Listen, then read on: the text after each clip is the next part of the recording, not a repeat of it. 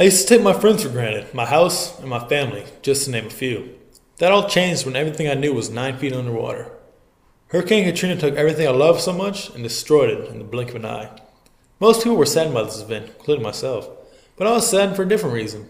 I didn't care about my material things that got destroyed, as most people did, or even being away from my friends for 13 years. I was saddened that the city I was raised in and called home for 19 years was destroyed.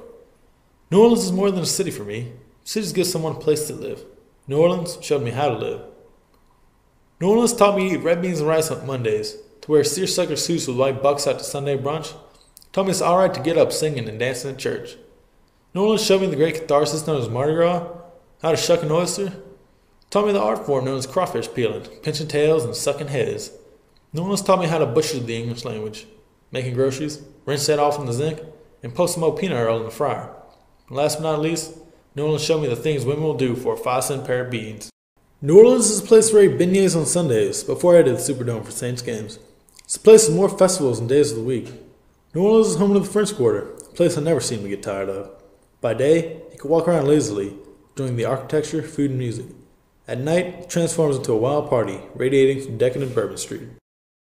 When I returned 3 months post-Katrina, I was ecstatic. You might think, how could you be happy living in a house with no kitchen, no interior walls, and a grid of 2x4s as a floor? I was excited to be back fighting to reestablish a city that has given so much to me.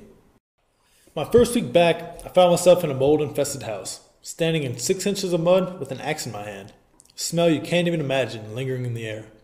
It is now 3 months after, and this house hasn't been touched since Katrina. This wasn't my house, and I didn't know the owner, so what was I doing there? I was helping someone in Lakeview, one of the hardest hit areas, rebuild. If you had told me before the hurricane that I would be helping my community in the future, I would have thought you were under the influence of a multitude of hallucinogenic drugs. I never did any service for people I knew, much less people I didn't. That all has changed. Although Katrina destroyed so much, it gave me a sense of duty to my community, and for that I'm thankful. Many people ask me, as well as my parents, why we return to the same house in the same city when the same thing can happen next hurricane season. When I explain how deeply I am in love with the city, they just don't understand, and they never will.